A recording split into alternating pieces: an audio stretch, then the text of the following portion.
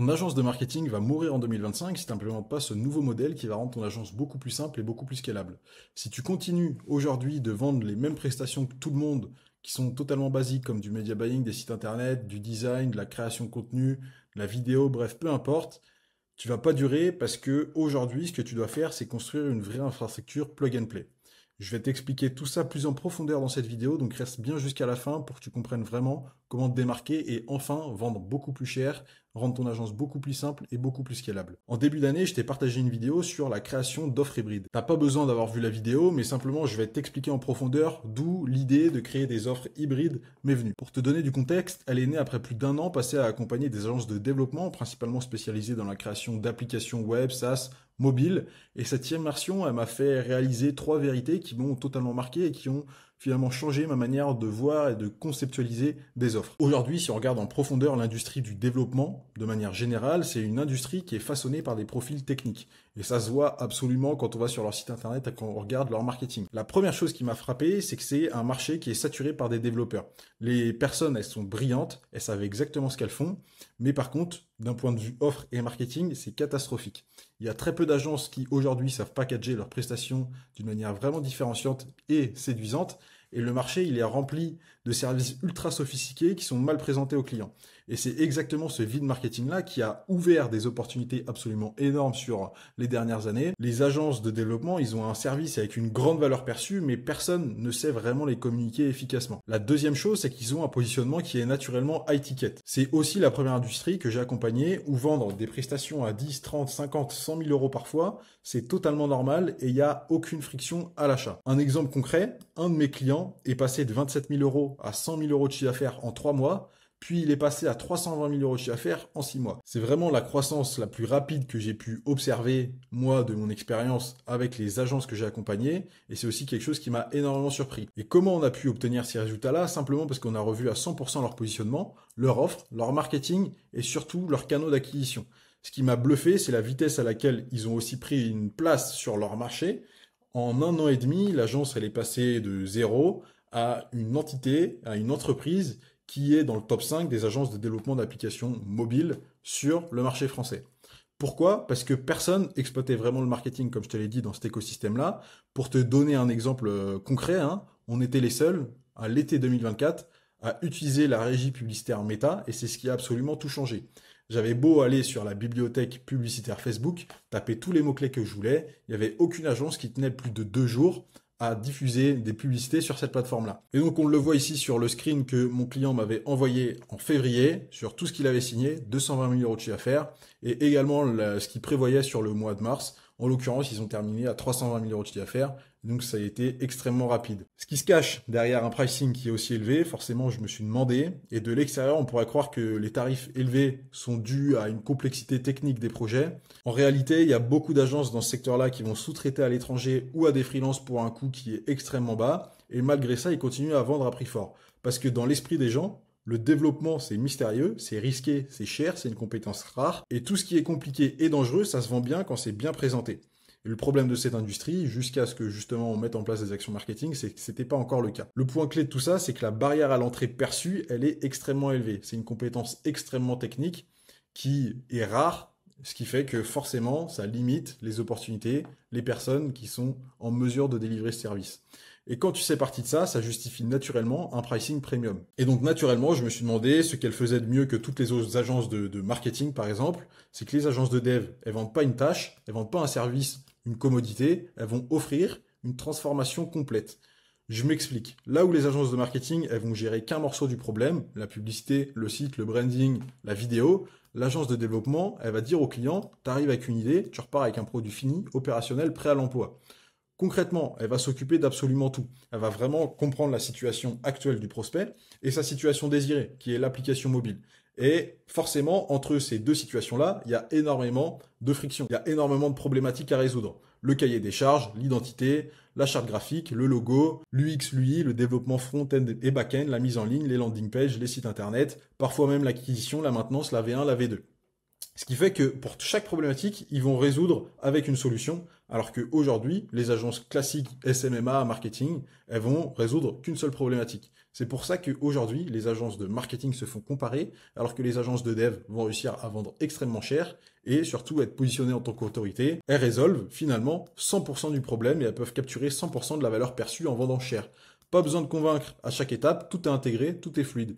Une fois que le client a signé, le client fait confiance et donc la LTV devient énorme, c'est facile d'upsell parce que c'est compliqué de sortir justement de l'engagement que tu as avec l'agence. Étant donné que l'agence de développement, elle a construit de A à Z le code, elle a construit de A à Z le back-end et elle a le pouvoir là-dessus, c'est difficile de justement passer la V1, typiquement la création de l'application, de sous-traiter à une autre agence ou alors de passer à une autre agence. Finalement, c'est compliqué d'être comparé parce que c'est l'agence de développement qui a 100% du pouvoir sur le produit final. Et donc c'est exactement là où les agences de marketing aujourd'hui elles échouent. Les agences de marketing, elles se comportent comme des commodités, elles résolvent qu'une seule partie du problème et donc elles forcent le client à en chercher d'autres pour le reste.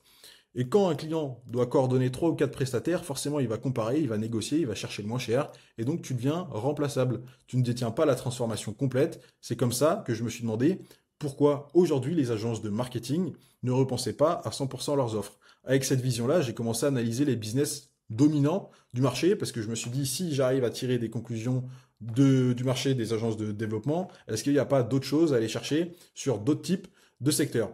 Donc là, je me suis demandé, ok, qu'est-ce qui fait que le coaching il est unique et quels sont les bénéfices de vendre des prestations en coaching? En coaching, tu vas vendre une transformation complète et des résultats, mais par contre, tu vas pas vendre en récurrent, tu vas vendre une offre en one time.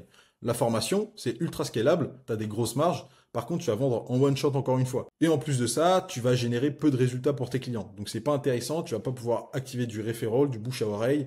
Enfin bref, c'est pas réellement ce qu'on veut. Et le troisième modèle, forcément, c'est l'agence SMMA classique. Nous, on a du récurrent. On peut générer des gros résultats en fonction de la qualité du service et de la qualité des clients, évidemment. Mais ça consomme énormément en main-d'œuvre. Donc, c'est difficilement scalable. Ça ajoute beaucoup de complexité. Et au croisement de tout ça, j'ai remarqué on retrouve le modèle SaaS qui combine valeur, marge, gros leverage. Tu construis une fois et après, tu peux vendre à l'infini. Mais ça demande énormément de capital, de temps à construire, et donc encore une fois ici, la valeur perçue elle est élevée, il y a une barrière à l'entrée qui est ultra importante. En voyant ça, je me suis dit, et si on mixait justement tous ces modèles-là pour créer une seule type d'offre? Un système qui vise une transformation complète, comme le développement et le coaching, qui s'appuie sur une vraie structure réplicable, qui offre du recurring, comme les agences, qui crée une barrière à l'entrée comme les SaaS ou alors les agences de développement, et à terme, qui peut se productiser, qui a du leverage comme un SaaS ou une formation. C'est comme ça que est née ma réflexion autour des offres hybrides, que j'appelle maintenant des infrastructures plug and play. Donc ce seraient des offres qui ne se vendent pas à l'information ou à un service simple, mais qui vendent une destination claire, une transformation complète. Un avant-après puissant avec une solution tout en un que le client n'a pas besoin de découper lui-même. Si aujourd'hui tu galères à vendre tes prestations, pose-toi une question simple. Est-ce que je vends un morceau de solution ou une transformation complète? C'est pas seulement ta compétence qui détermine ta capacité à scaler, mais c'est le modèle complet que tu proposes. J'insiste absolument là-dessus, c'est fondamental que tu comprennes bien cette notion-là pour réussir à scaler aujourd'hui ton business de prestation de service. Si tu veux facturer plus, travailler moins et avoir des marges plus saines, tu es obligé de recruter, mettre en place des grosses structures, rendre ton business plus complexe, et c'est franchement pas un business model qui est ultra sexy, l'agence. Donc tu dois arrêter d'être un maillon de la chaîne et devenir vraiment l'architecte total de la solution. Donc l'objectif maintenant, c'est plus de vendre une compétence, mais de vendre un système de transformation complet. Un client ne veut pas de la pub, un site, un agent IA, il veut plus de clients, plus de chiffres, moins de stress et plus de clarté.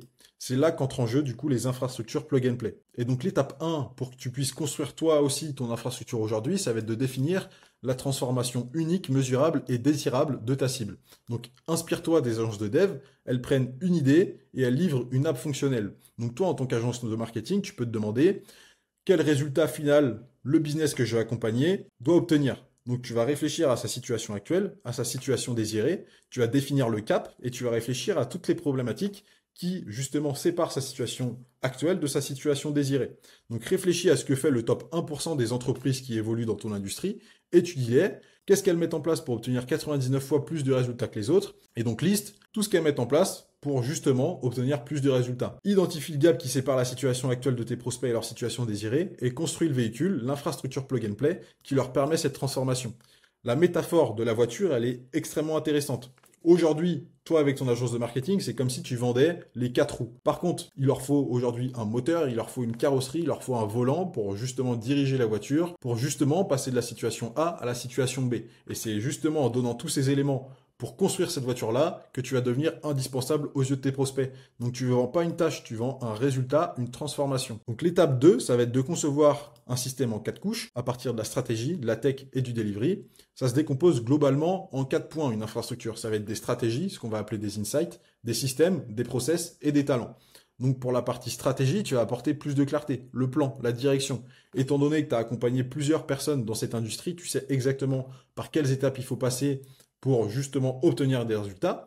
Les systèmes, ça va être les différents outils qu'il va devoir implémenter dans son business model pour pouvoir scaler. Ça peut être un CRM, des séquences email, des agents IA, des landing pages, bref, toutes sortes d'outils pour justement arriver à sa situation désirée.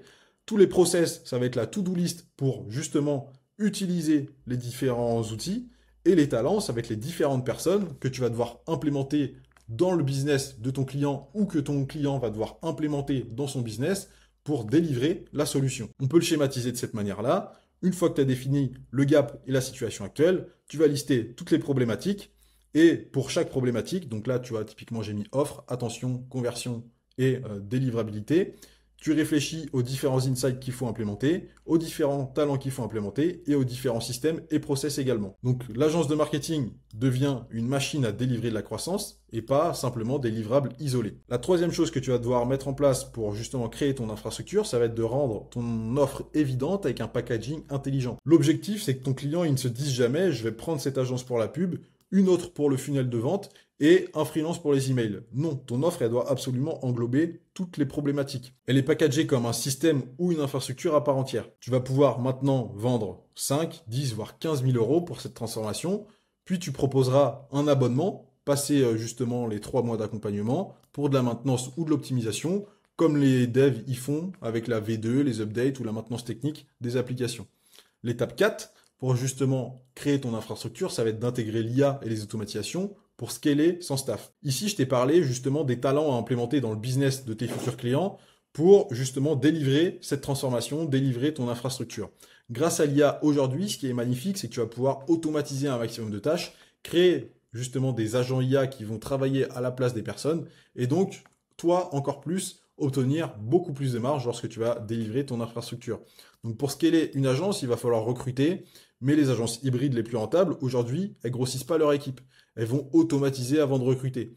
Et c'est justement ce que je viens de te dire. Tu vas pouvoir intégrer de l'IA pour le copywriting, pour la création des ads, des emails, des landing pages, des automatisations, des CRM, des IA ou des chatbots pour le nurturing, pour la qualification des prospects par exemple, dans mon cas, ou alors pour aussi automatiser les rapports des différents résultats que tu vas pouvoir leur fournir. C'est là que la puissance de l'IA, du coup, elle va rentrer en jeu, parce que personne ne veut intégrer simplement des agents IA dans leur entreprise, parce qu'encore une fois, c'est une commodité. La valeur de l'IA, elle s'applique vraiment dans un process, dans l'utilisation spécifique pour l'obtention d'un résultat. Grâce à ça, tu vas rester agile, avec des marges ultra propres, comme un infopreneur, mais la valeur perçue d'une boîte de consulting ou d'agence de haut niveau. Donc là, je vais te donner un exemple concret d'une offre hybride pour justement une agence de marketing. Donc là, typiquement, la promesse, ça pourrait être, on transforme votre site en machine à convertir et on vous alimente en rendez-vous qualifié en 90 jours. C'est pas une promesse qui est exceptionnelle, mais simplement pour que vous compreniez l'exemple. Et donc ça inclurait un audit stratégique sur le marché et le positionnement. Tu aides ton client à créer une bonne offre et à sélectionner le meilleur positionnement sur son marché pour en tirer un maximum de chiffre d'affaires. Tu vas donner des templates pour créer ou refondre la landing page avec des optimisations précises. Tu vas également fournir des templates, des séquences email et typiquement un chatbot IA pour justement qualifier les différents prospects. Tu vas diffuser en done for you cette fois-ci Donc la publicité sur Facebook, sur Google, et tu vas mettre en place un CRM préconfiguré pour qu'il ait tout un dashboard avec un suivi de résultats. Toute cette infrastructure-là, tu pourras la facturer 8 000 € pour le setup et 1 500 € par mois pour justement le support, l'optimisation, le reporting et le done for you des publicités. Donc tu vas plus être un prestataire, tu deviens vraiment un architecte de résultats et en structurant ainsi ton offre, tu vas changer radicalement ton modèle économique. Donc tu n'es plus obligé de recruter à chaque vague de clients. En standardisant ce qui peut l'être et en automatisant intelligemment, une personne de ton équipe va pouvoir maintenant gérer 10, 20, 30, 50 clients simultanément. C'est exactement ce qui donne au modèle SaaS sa puissance, c'est sa capacité à multiplier le delivery sans multiplier les coûts derrière humains. Et donc, enfin, tu vas avoir du leverage, tu vas avoir moins de complexité dans ton business car tout sera automatisé, tout sera forcément scalable. Comme le SaaS, tu vas pouvoir construire une fois et délivrer en boucle indéfiniment. À partir de tes précédents résultats, tu vas construire une infrastructure fixée composée justement des différents systèmes, process, template, workflow pour que tu puisses délivrer des résultats sans réinventer la roue à chaque projet. C'est là que naît la nouvelle génération des infrastructures plug and play, le nouveau business model à implémenter en 2025 parce que tu as la valeur perçue et la personnalisation d'une prestation haut de gamme grâce au Done for You et au Done with You, la marge et la réplicabilité d'un SaaS ou d'une formation grâce au Do It Yourself, la scalabilité d'un produit digital et l'efficacité opérationnelle grâce à l'IA et l'automatisation qui te permet vraiment de réduire tes coûts au maximum et d'avoir toujours des marges excellentes. Et tout ça, on peut le justifier avec la pyramide des leviers de Naval Ravikant. Il existe 4 formes principales de leverage. Le code, où tu développes une fois et que tu répliques à l'infini. Le média, tu diffuses ton message à grande échelle sans coût marginal. Le travail humain, qui est limité, coûteux, peu scalable comme une agence. Le capital, l'argent investi pour produire du rendement. Les SaaS aujourd'hui, c'est ultra puissant grâce au code. Le média, ça l'est grâce à sa capacité à tourner en continu. Les agences traditionnelles, elles se reposent massivement sur le travail humain et c'est précisément ce qui freine leur croissance parce que le labor, c'est ce qui a le moins justement de leverage parce qu'il faut de la permission. L'IA, ça change absolument les règles car elle va remplacer la partie humain par du code. Donc tu vas avoir beaucoup plus de leverage et tu n'auras plus besoin d'une armée de collaborateurs pour exécuter. Les agents IA, les automatisations, les systèmes tourneront en automatique pour toi pendant que ton équipe se concentrera sur des tâches avec des fortes valeurs ajoutées, la relation client, les ajustements stratégiques, le coaching et ainsi de suite. Résultat, tu auras des coûts fixes, ta capacité de delivery elle sera démultipliée et tu auras une rentabilité qui sera beaucoup plus stable. Et surtout, plus tu livres, plus ton système devient performant, chaque nouveau client t'apporte des nouvelles données, t'apporte des nouveaux insights, ce qui fait que tu as des retours en continu. Tes insights, ils vont te permettre d'améliorer ton protocole et tes délais, ils vont se réduire. Ta valeur perçue, elle va grimper et ton taux de closing va augmenter. C'est totalement logique. Plus tu as de clients, plus tu as d'informations. Donc plus tu vas délivrer comme il faut, plus tu vas obtenir des résultats intéressants. Plus le bouche à oreille, il va se faire ressentir et forcément, étant donné que tu auras de plus en plus d'études de cas, et tu vas attirer de plus en plus de personnes. Donc ta valeur perçue, elle va grandement augmenter et donc ton prix également, il va suivre et forcément, ce sera beaucoup plus facile pour toi de scaler. Donc en conclusion, l'erreur que les agences de marketing elles font aujourd'hui, c'est de tout reconstruire à chaque fois qu'elles signent un nouveau client. Elles vont vendre de l'effort au lieu de vendre une structure et une certitude du résultat. Avec l'infrastructure plug and play boostée avec de l'IA, tu vas construire une fois et tu vas délivrer en boucle. Tu vas scaler avec finesse et tu vas capitaliser sur chaque projet. Donc tu n'es plus une simple agence, tu deviens vraiment un architecte d'une machine de croissance que personne ne peut copier facilement. C'est là où ça va être ultra intéressant, c'est que toutes ces datas-là, elles vont venir de toi, de ton expérience, de ce que tu as déjà pu délivrer. Et donc, tu vas ajouter une barrière à l'entrée. Les gens, ils vont venir parce que tu as la solution, tu as le protocole pour obtenir des résultats. Et donc, tu as une barrière à l'entrée comme pourrait l'avoir une agence de dev ou un SaaS. Et c'est exactement la transition que j'ai fait moi chez Scaling Flow après 2 ans à avoir accompagné des dizaines d'agences. J'ai vu la limite du modèle d'accompagnement classique des agences. Les résultats, ils dépendaient trop de la maturité du client et de l'exécution du client. Avec ce business model-là, on sort du sur-mesure éreintant pour entrer dans un delivery standardisé, automatisé et hautement prédictible. Et tout ça, c'est pas une stratégie qui est sortie de ma tête. Forcément, j'ai fait mes recherches, j'ai regardé ce qui se faisait sur le marché américain. C'est exactement ce qu'a fait Alex Hormozy lorsqu'il a scalé son business quand il était dans ce fitness. C'est exactement le business model que propose Serge Gattari aux États-Unis. Lui, il l'a conceptualisé sous forme de build and release. Donc, tu construis une fois et tu délivres en automatique.